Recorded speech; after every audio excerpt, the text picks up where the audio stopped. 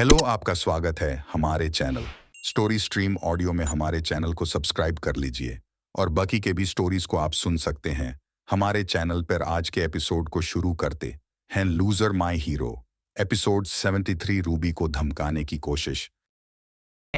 Ruby पहले ही बता चुकी थी मदद की जरूरत है। आदित्य समझ गया, उसका इशारा इसी ओर था। सिटी बैंक यहाँ का सबसे बड़ा बैंक था। बड़े बड़े बिजनेसमैन यही से लोन पास करवाते थे। ऐसे में यहाँ के मैनेजर के करीब होना सभी बड़े बड़े बिजनेसमैन को लपेट में लेने का इससे सही मौका नहीं मिल सकता। आदित्य इस काम के लिए रूबी के इरादों को अच्छी तरह से समझ गया। रूबी के इरादे आदित्य को साफ दिख रहे थे। थोड़ी दूर पर अमर पारेख थोड़ा शर्मिंदा लग रहा था। उसे आदित्य की मदद नहीं चाहिए थी, लेकिन रूबी के शब्दों ने उसका रास्ता पूरी तरह से बंद कर दिया था। अब चाहे उसकी इच्छा हो या न हो, उसे सहमत होना ही था। मैं मिस्टर कपूर को परेशान कैसे कर सकता हूँ? अमर ने जबरदस्ती मुस्कुराने की कोशिश की। आदित्य भी काफी हेल्पलेस था। हालांकि उसकी इंटेंशन बिल्कुल ईमानदार थी और कोई भी उसका मुकाबला नहीं कर सकता था, लेकिन बहुत से लोगों ने उसे अभी तक स्वीकार नहीं किया, इसलिए वह अमर पारेख को दोष नहीं दे सकता था। पार्टी खत्म होने के बाद रूबी और आदित्य वापस आ गए। रूबी की गाड़ी आदित्य के विला के फ्रंट में खड़ी थी और यहाँ उसकी सिक्योरिटी भी उसको लेने पहुंच चुकी थी। रूबी और आदित्य BMW से उतरे। इससे पहले रूबी अपनी गाड़ी की तरफ जाती, उसने अचानक आदित्य की ओर देखा और पूछा, अगर मैं किसी कारण से अपने दादाजी के पास वापस जाऊं तो क्या आप अपना ख्याल रख सकते हो? यह सुनकर आदित्य उलझन में पड़ गया और जल्दी से पूछा, तुम वापस जा रही हो? भले ही आदित्य अपनी रक्षा के लिए सक्षम था, पर उसे रूबी के बिना यह सिटी बहुत सुनी लगनी है और अब तो वह रूबी के साथ बहुत आगे भी बढ़ चुका है। रूबी ने अपना सिर हिलाया और कहा, फिलहाल नहीं, लेकिन कभी तो ऐसा दिन आएगा। आदित्य ने अपना मुंह खोला, लेकिन उसे समझ नहीं आया कि क्या कहे। यह एक ऐसी बात थी जिसके बारे में उसने अब तक कभी नहीं सोचा था। पर अब आदित्य पहले की तरह नहीं था जो एक झटके में घबरा जाता था। उसने कॉन्फिडेंस के साथ रूबी का हाथ हल्के से अपने हाथ में दबाते हुए कहा, रूबी, जब तक शादी नहीं हो जाती तब तक तुम दादा के घर जाओगी ही न। इसमें इतना सोचने वाली कोई बात नहीं। एंड आई प्रोमोज वहीं पर मैं तुम्हें दोबारा प्रपोज करने आऊंगा। आप जब तक यही वादा करते रहोगे मैं सेटिस्फाई होकर आपसे विदा लेते रहूंगी, और प्लीज सीधे शादी की बात करना, ओके? रूबी ने पलकें झपकाई। ओके मेरी जान, ध्यान से जाना। रूबी अपनी गाड़ी में बैठी और इसके साथ ही इसकी सिक्योरिटी की गाड़ी भी चली गई। अगले दिन रूबी शहर में एक प्रोग्राम को अटेंड करने के लिए बाहर जा रही थी। इन दिनों वह ज्यादातर दिन के समय सिक्योरिटी साथ नहीं रखती थी।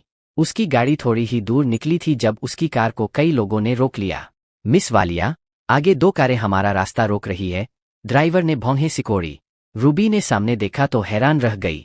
सिटी में किसी ने उसकी कार रोकने की हिम्मत की।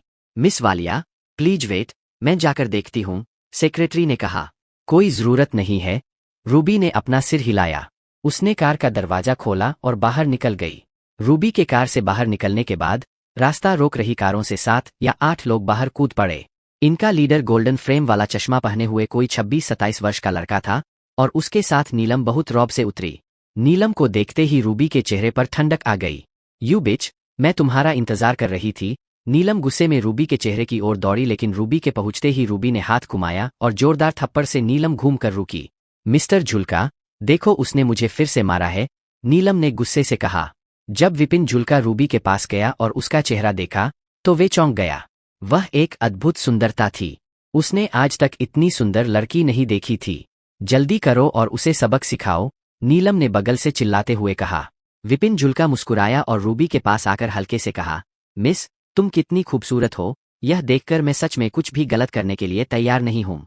क्या तुम बस एक बार नीलम से माफी मांगोगी और हम बीती बातों को भूल जाएंगे? यह कैसा लगता है? विपिन झुलका ने सुझाव दिया। रूबी ने मिस्टर विपिन झुलका को ठंडे अंदाज में देखा और कहा, मैं उससे माफी क्यों मांगू? यह कोई तुक नहीं बनी। मिस्टर झुलका हैरान रह गए और उनके चेहरे पर नाराजगी साफ झलक रही थी। हालांकि मुझे लड़कियों के साथ रजामंदी से ही संभोग करने का शौक है, लेकिन इसका मतलब यह नहीं है कि मेरा स्वभाव गुस्सैल नहीं है, विपिन झुलका ने ठंडे स्वर में कहा। कल आदित्य पास था तो बहुत दम दिखा रही थी न, आज देखती हूं तुम क्या कर सकोगी, नीलम मुट्ठियां भींचते हुए बोली। ओके, रूबी ने अपना हाथ उठाया और नीलम के मुंह पर एक और थप्पड़ जड़ दिया। नीलम सुन पड़ गई। एक ही लड़की से वह थप्पड़ खाई जा रही है। आज तो वह विपिन झुलका को अच्छी पेमेंट देकर यहाँ लाई है। पास खड़े विपिन झुलका ने भी ठंडे चेहरे से कहा, तुम तो मुझे भी कोई सम्मान नहीं दे रही हो, क्योंकि मैंने नीलम से आज पेमेंट ली है, तो आगे जो होगा उसके लिए मुझे असभ्य होने का दोष मत देना। रुको। इस समय सेक्रेटरी अचानक कार से नीचे उतर आई। वह विपिन के पास आई और बोली, तुम विपिन जुल्का हो ना? विपिन ने हैरानी से पूछा, क्या तुम मुझे जानती हो? सेक्रेटरी ने आगे कहा, आद्री जुल्का का बेटा। यह सुनकर विपिन ने बहुत प्राउड फील किया और कहा, यह सही है, क्योंकि आप जानते हैं कि मैं कौन हूं, जल्दी करो और माफी मांगो। सेक्रेटरी ने धूप वाला चश्मा लगाया और व्यंग्यात्मक लहजे में कहा, भले ही यहाँ पर तुम्हारे पापा खड़े होते हमसे वे भी ऐसा कहने की हिम्मत कभी नहीं करेंगे। अरे वाह, आप खुद को आखिर समझती क्या है? विपिन हंसते हुए बोला, अगर आपके पिता अभी भी काम करना चाहते हैं तो बेहतर होगा उन्हें कॉल करके अभी के अभी तुम्हारी तरफ से माफी मांगने को कहो। सेक्रेटरी ने ठंडे स्वर में कहा, मेरे पापा को माफी मांगने दूं?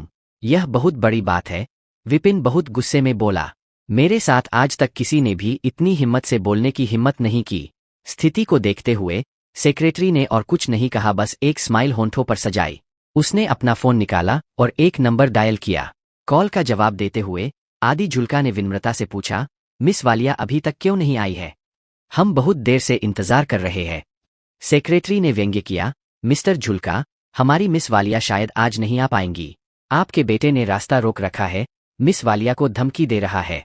मिस्टर जुल्का, आपको अच्छे फ्यूचर के लिए अपने बेटे को अच्छे से संभालना चाहिए। यह कहने के बाद सेक्रेटरी ने फोन रख दिया।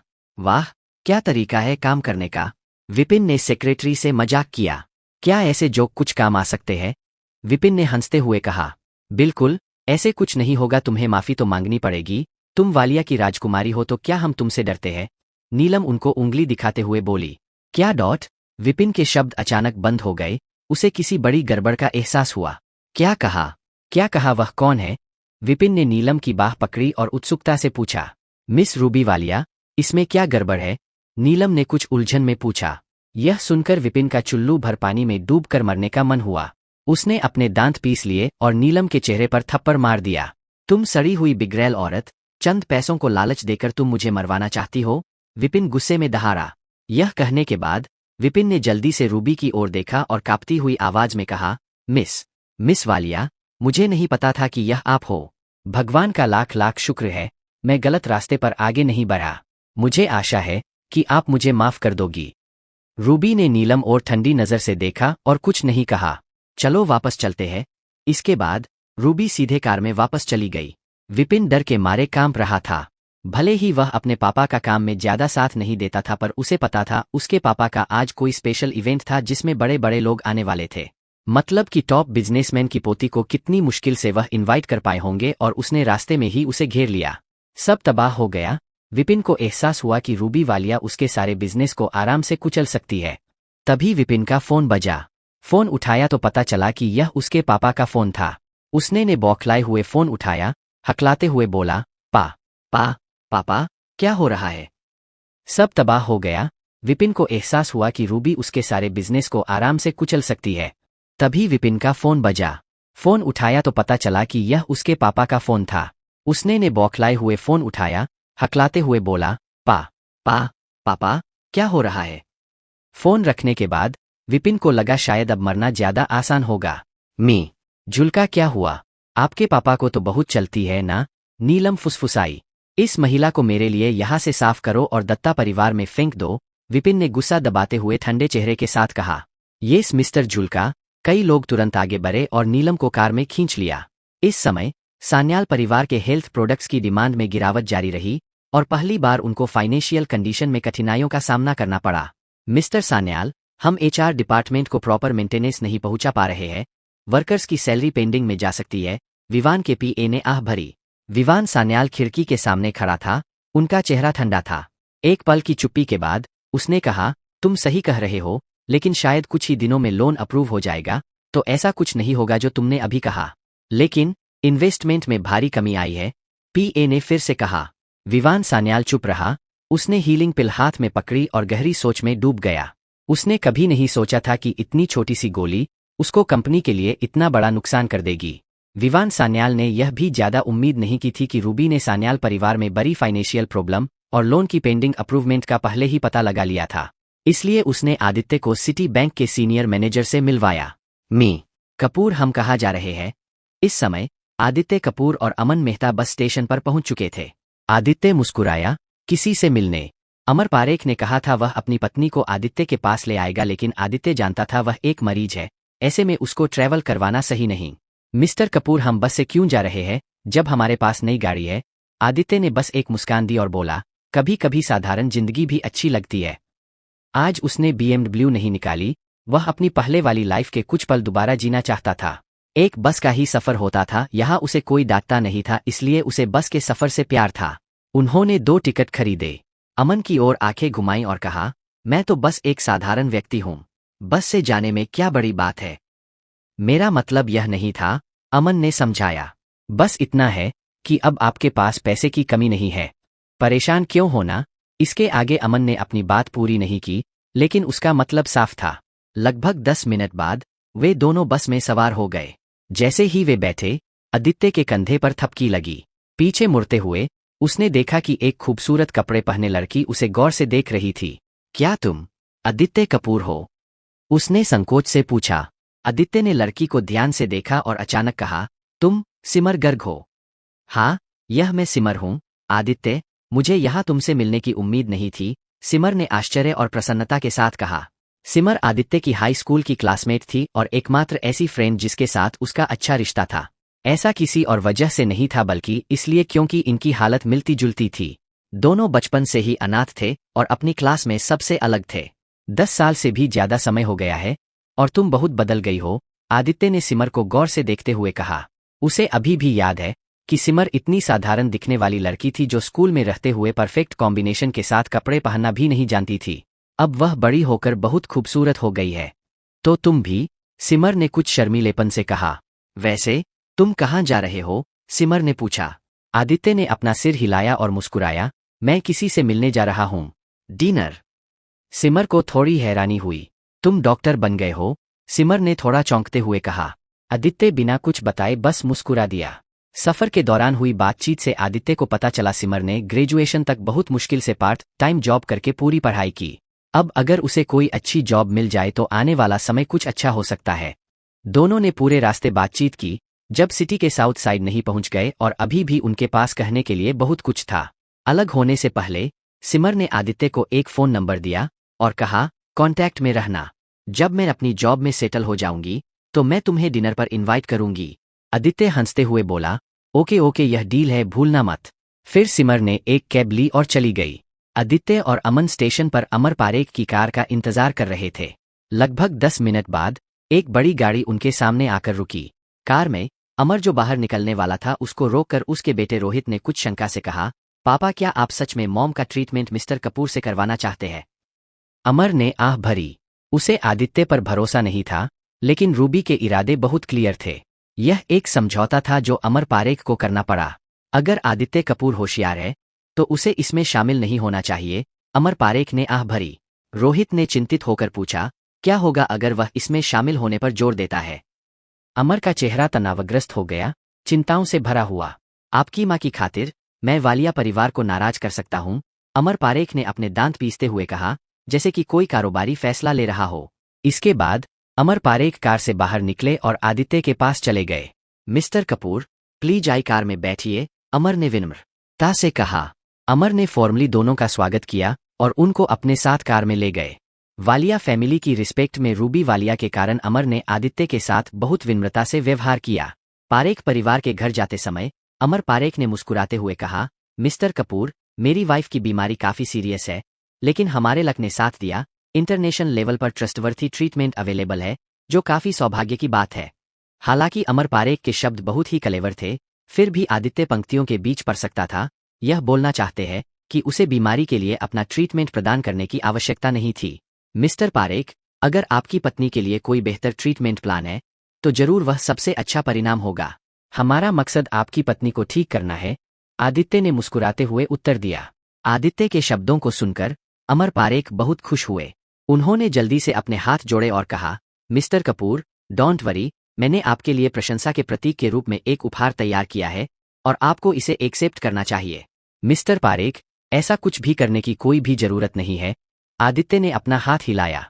मिस्टर कपूर, हमारा परिवार किसी पर एहसान करना पसंद नहीं करता, आप गेस्ट हैं तो आपको एक्सेप्ट कर लेना चाहिए, अमर के बेटे रोहित ने कहा। यह सच था, अमर पारेख हमेशा अपनी ड्यूटी के प्रति समर्पित रहा था, उसने कभी किसी पर एहसान नहीं किया।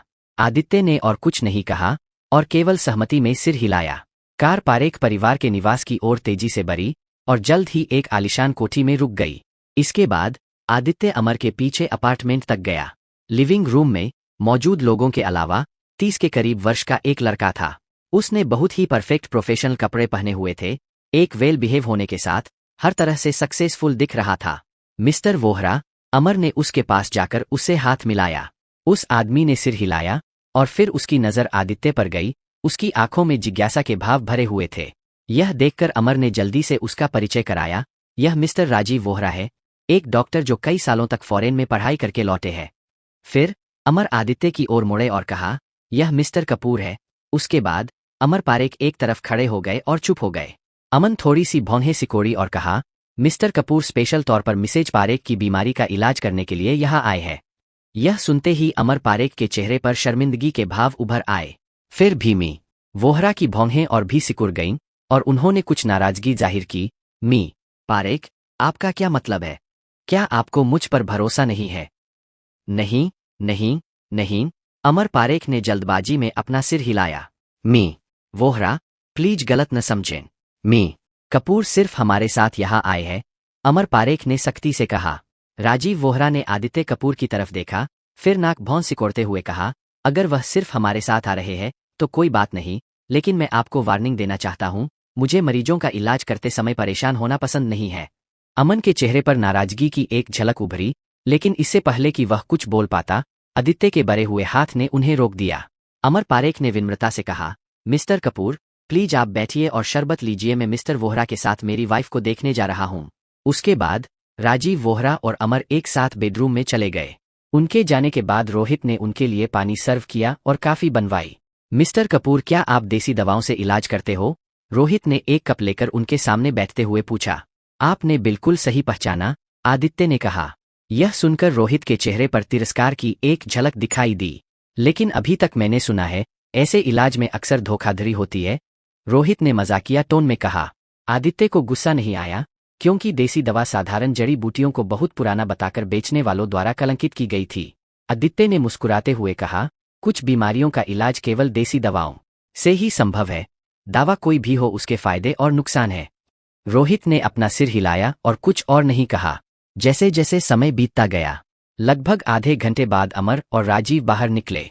मिस्टर पारेख, आपकी पत्नी की बीमारी के बारे में चिंता करने की कोई जरूरत नहीं है, यह बस थोड़ा डिप्रेशन रहने की वजह से हुआ है, राजीव वोहरा ने हल्के से कहा। वैसे देसी इलाज में इसको शरीर और दिमाग के लिए पोषण की कमी के कारण हुआ कहा जाता है, राजीव ने उत्तेजक नजर से आदित्य की ओर मुड़ते हुए कहा। वास्तव में आदित्य को ऐसी स्थिति के बारे में कोई जानकारी नहीं थी।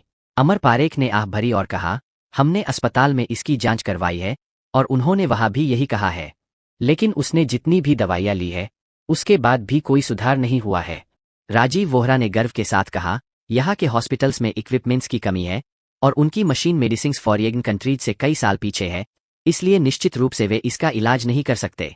यह कहने के बाद राजीव वोहरा ने एक छोटी नीली बोतल निकाली और अमर पारेख को देते हुए कहा, यह 8 मेडिसिन्स का रिप्लेस है, बस इसे अपनी पत्नी को दो और वह ठीक हो जाएगी।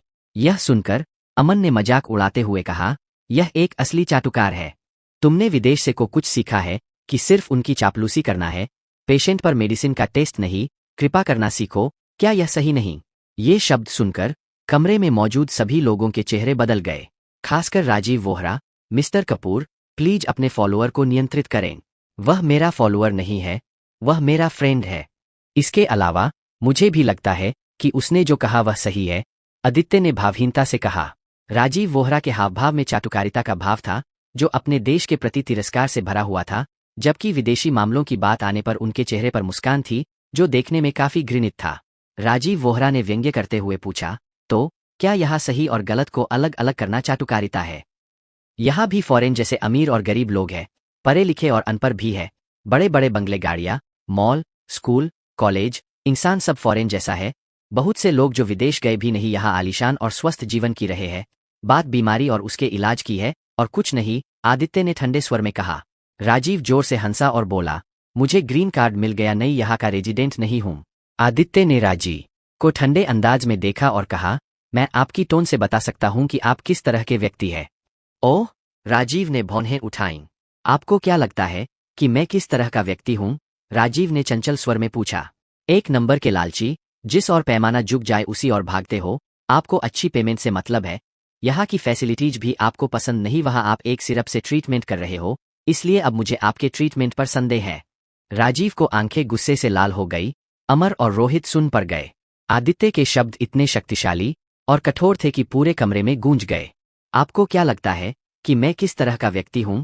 राजीव ने चंचल स्वर में पूछा। एक नंबर के लालची, जिस और पैमाना झुक जाए उसी और भागते हो। आपको अच्छी पेमेंट से मतलब है। यहाँ की फैसिलिटीज भी आपको पसंद नहीं। वहाँ आप एक सिरप से ट्रीटमेंट कर रहे हो, इसलिए अब मुझे आपके ट्रीटमेंट पर संदेह है। राजीव को आंखें गुस्से से लाल हो गई। अमर और रोहित सुन पर गए। आदित्य के शब्द इतने शक्तिशाली और कठोर थे कि पूरे कमरे में गूंज गए। दरअसल अमर पारेख भी राजीव के रवैये से बेहद नाराज थे, लेकिन क्योंकि राजीव ने अभी अभी उनकी मदद की थी, इसलिए उनके खिलाफ जाना सही नहीं था। इस समय आदित्य की बातें सुनकर अमर पारेख ने मन ही मन उसकी प्रशंसा की। राजीव ने व्यंग्य किया, तुम्हें मेरे ट्रीटमेंट पर डाउट है? किस बसे पर? तुम्हारी धोखाधड़ी वाली देसी दवाओं पर यकीन हो जाए, इसलिए। आदित्य ने ठंडे स्वर में कहा, ऐसा मत सोचो कि तुम कुछ सालों से बड़ी कंट्री में हो, इसलिए तुमने सब कुछ देख लिया है। मैं तुम्हारे जैसे कई लोगों से मिला हूं जिनके पास अच्छे पहरावे के बिना कुछ नहीं होता। यह स्कैम है या नहीं, इसका फैसला तुम्हें नहीं करना है। राजीव ने उंगली दिखाते हुए कहा। ये सुनने के बाद आदित्य अमर की ओर देखा और कहा, मिस्टर पारेख, कृपया मुझे आपकी पत्नी को देखने की परमिशन दो। आप क्या सोचते हो? मिस्टर पारेख, क्या आपको लगता है कि इसकी जरूरत है? राजीव का लहजा कुछ हद तक धमकी भरा था। अमर का चेहरा कुछ हद तक शर्मिंदा था। उसने खुद को मजबूर किया बोलने के लिए और कहा, क्यूट कि मिस्टर कपूर यहाँ है, तो मिस्टर कपूर को एक बार देख लेने दो। Think once before give him permission. Rajiv का चेहरा काला पड़ गया और उसने कहा, अगर इसको देखने देना है तो इस मामले में आपको मेरी जरूरत नहीं है। उसे हो अपनी पत्नी का इलाज करने दो। अमर को शक्ल तुरंत बदसूरत हो गई। अपनी पत्नी का इलाज करने के लिए अमर ने पहले ही बहुत प्रयास किया था। इस बार राजीव को इनवाइट करने के लिए अनगिनत रिलेशन का सहारा लिया था। अगर राजीव इलाज से इनकार कर देते तो अमर अभी भी दर दर को ठोकर खा रहा होता इलाज के लिए। मिस्टर पारेख, उसे सिरप वापस कर दो। दुनिया में एक से बढ़कर एक डॉक्टर है, आदित्य ने ठंडे स्वर में कहा। अमर ने अपने दिल में एक कड़वी मुस्कान छिपाई। आदित्य जल्दी में इसलिए बोल गया क्योंकि वास्तव में अमर दुर्दशा पर विचार नहीं कर रहा था। अगर यह इतना आसान होता तो पहले ही राजीव को इनवाइट करने की जहमत क्यों उठाई जाती? मिस्टर पारेख। आदित्य ने देखा कि अमर बहुत कंफ्यूज था, इसलिए वह आगे बढ़ा। उसने गंभीरता से कहा, मैं आपसे वादा करता हूं कि मैं आपकी पत्नी की बीमारी को जरूर ठीक करूंगा। आदित्य का कॉन्फिडेंस झलक रहा था। अमर पारेख कुछ चिंतित थे और रोहित पारेख, जो उनके बगल में थे, और भी अधिक चिंतित था। नहीं पापा, हम यह रिस्क नहीं ले सकते। अमर की भौहें सिकुड़ी हुई थीं और उनका चेहरा कंफ्यूजन से भरा हुआ था। तभी आदित्य ने अचानक अपना हाथ घुमाया और हवा का एक तेज झोंका सीधे अमर की ओर बढ़ा। क्रैक! फिर उन्होंने देखा कि अमर के हाथ में दवा की बोतल टूटकर बिखर गई। दवा भी पूरे फर्श पर फैल गई थी। यह देखकर रोहित पारेख क्रोधित होते हुए बोला, तुम क्या कर रहे हो? आदित्य ने शांति से कहा, क्योंकि मिस्टर पारेख को पता नहीं है कि कैसे फैसला लेना है, इसलिए मैं उनकी चुनने में मदद करूंगा।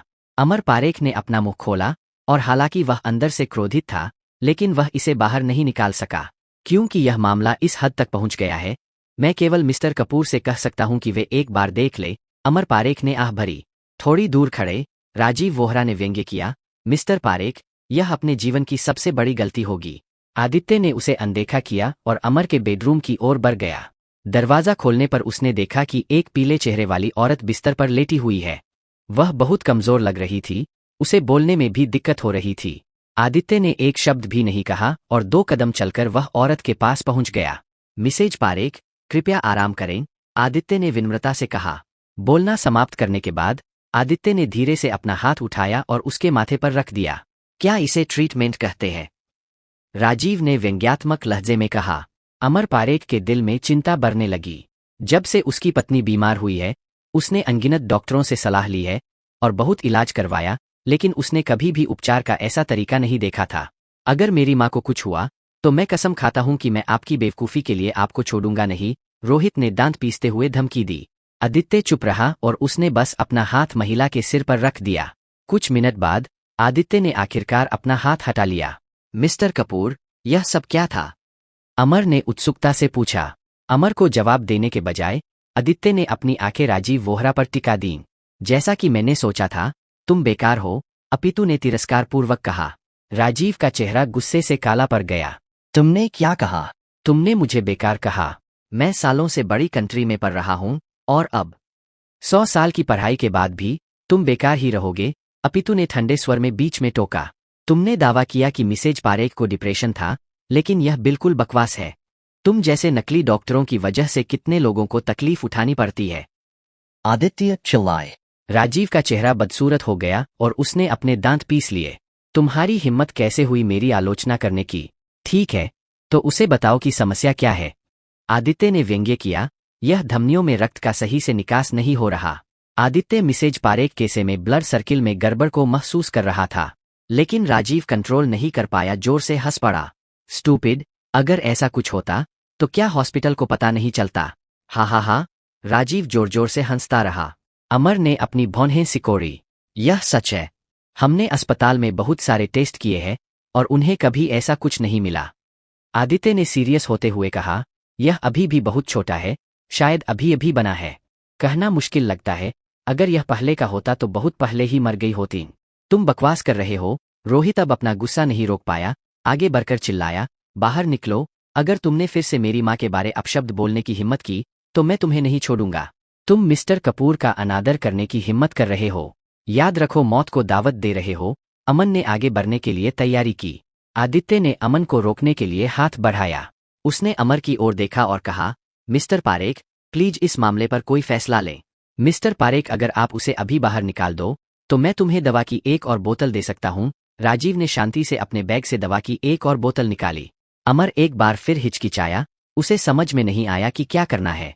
एक डॉक्टर था जिसने विदेश में पढ़ाई की थी, जबकि दूसरे के पास जड़ी बूटियों का ज्ञान। अगर विकल्प दिया जाए तो ज्यादातर लोग पहले वाले को चुनेंगे। बहुत सोचने के बाद अमर आदित्य को प्रणाम किया और आह भरी, मिस्टर कपूर, कृपया मुझे दोष न दें। मैं अपनी पत्नी से बहुत प्यार करता हूं और मैं ऐसा जोखिम नहीं उठा सकता। राजीव विजयी भाव से हंसा। यहां से चले जाओ। आदित्य ने आह भरी और मुस्कुराने की कोशिश की।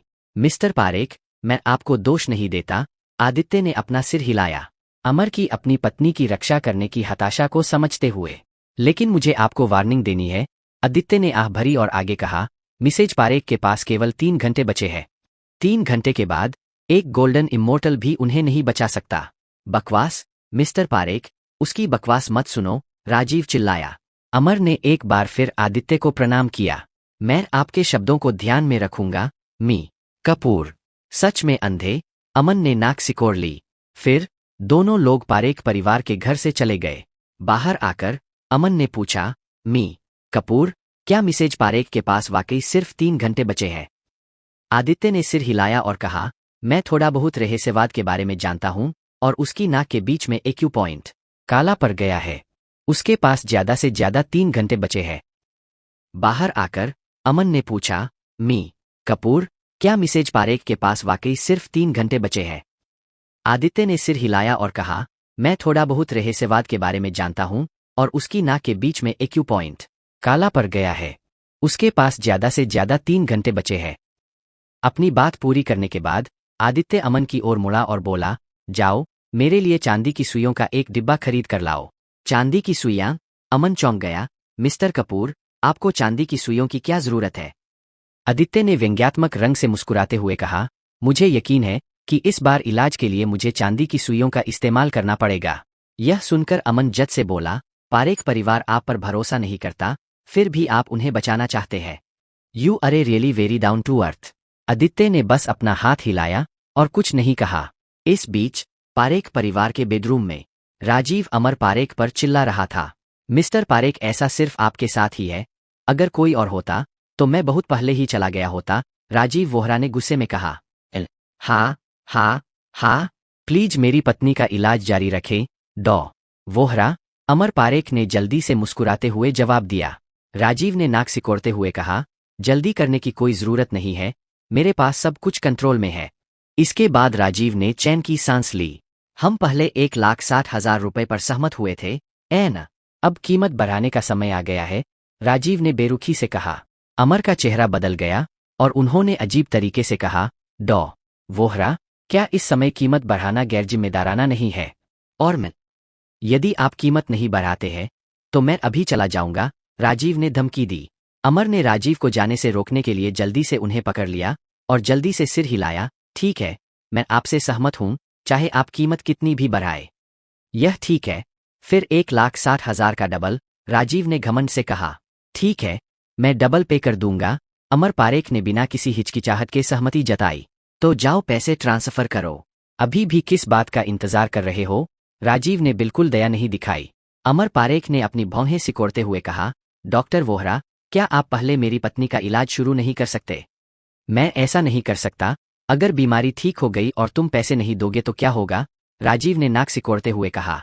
अमर ने अपने मन में सैकड़ों बार राजीव को बद्दुआ दी, लेकिन उसके पास कोई दूसरा विकल्प नहीं था और वह केवल सहमत हो सकता था। रोहित, जाकर पैसे दो, वोहरा को ट्रांसफर कर दो, अमर ने दांत पीसते हुए कहा। यह सब आदित्य कपूर की वजह से है। 1,60,000 डॉलर की बर्बादी है, रोहित ने बड़बड़ाते हुए कहा। ऐसा कहने के बाद रोहित स्टडी रूम में चला गया। अमर पारेख बेचैनी से बिस्तर के पास खड़ा था। अपनी पत्नी को बिस्तर पर तड़पता देख वह बहुत अधीर हो गया। चिंता करने की कोई जरूरत नहीं है, सब कुछ मेरे नियंत्रण में है, राजीव ने फिर से कहा। आधा घंटा बीत गया और रोहित भी अब स्टडी रूम से आ गया। पैसे ट्रांसफर हो गए हैं, रोहित ने हांफते हुए कहा। राजीव वोहरा ने चेक करने के लिए अपना फोन निकाला, फिर संतुष्टि में सिर हिलाया। उसने दवा की एक छोटी शीशी निकाली और मिसेज पारेख को देते हुए कहा, इसे पी लो। दवाओं के टेस्ट से ऊब चुकी मिसेज पारेख ने दवा की बोतल को एक झटके में लिया, बड़ी मुश्किल से अपना मुंह खोला और दवा निगल ली। हनी, तुम्हें कैसा लग रहा है? अमर पारेख ने उत्सुकता से पूछा। मिसेज पारेख ने अपना मुंह खोला, लेकिन कुछ नहीं कहा, लेकिन उनके हावभाव से पता चल रहा था कि उन्हें अच्छा नहीं लग रहा था। जल्दी मत करो, यह इतनी जल्दी नहीं है, राजीव वोहरा ने कहा। तुरंत असर करने वाली दवा को भी असर करने में कम से कम आधा घंटा लगेगा। चलो इंतजार करते हैं। हालांकि अमर पारेख बेहद चिंतित थे, लेकिन वे केवल अपना सिर हिला सकते थे। जाओ मेरे लिए पानी लाओ, मुझे प्यास लगी है। राजीव ने अपना हाथ हिलाया। जाओ ड वोहरा को पानी पिलाओ, अमर पारेख ने आदेश दिया। रोहित तुरंत बाहर भागा, पानी देने के बाद काफी बनाई। राजीव काफी पी रहा था, रोहित और अमर पास ही खड़े थे। यह काफी बहुत अच्छी है, राजीव ने जानबूझकर टिप्पणी की। अमर ने व्यंग्यात्मक रंग से मुस्कुराते हुए कहा, जब तक डॉ वोहरा मेरी पत्नी की बीमारी को ठीक कर सकते हैं, मैं आगे भी काफी पिलवाता रहूंगा। हे, बहुत बहुत थैंक मिस्टर पारेख, राजीव ने संतुष्टि के साथ सिर हिलाया। समय हर सेकंड बीतता गया और उन्हें पता भी नहीं चला कि आधा घंटा बीत चुका है। इस दौरान अमर पारेख घड़ी को घूरते रहे। जैसे ही समय पूरा हुआ, वह जल्दी से बिस्तर के पास भागा और पूछा, हनी, अब तुम्हें कैसा लग रहा है? मिसेज पारेख का रंग और भी पीला पड़ गया और शायद दर्द के कारण उसकी रिस्पॉन्स करने की पावर भी खत्म हो गई। उसने अपना मुंह खोला, कुछ कहने की कोशिश की, अगले ही पल वह बेहोश हो गई। हनी, माँ, यह देखकर पारेख पिता और पुत्र दौड़े और मिसेज पारेख को कसकर पकड़ लिया। हनी, क्या हुआ? उठो, अमर पारेख ने घबराहट में कहा। चाहे उसने कैसे भी पुकारा, मिसेज पारेख ने कोई जवाब नहीं दिया। आखिर क्या हो रहा है? आपने कहा था कि यह आधे घंटे में असर करेगा, रोहित गुस्से में पलटा, राजीव को कॉलर से पकड़ा और जवाब मांगा। राजीव का चेहरा भी थोड़ा बदसूरत लग रहा था और उसने घबराहट में कहा, मैं भी नहीं जानता, शायद इसमें थोड़ा और समय लगेगा।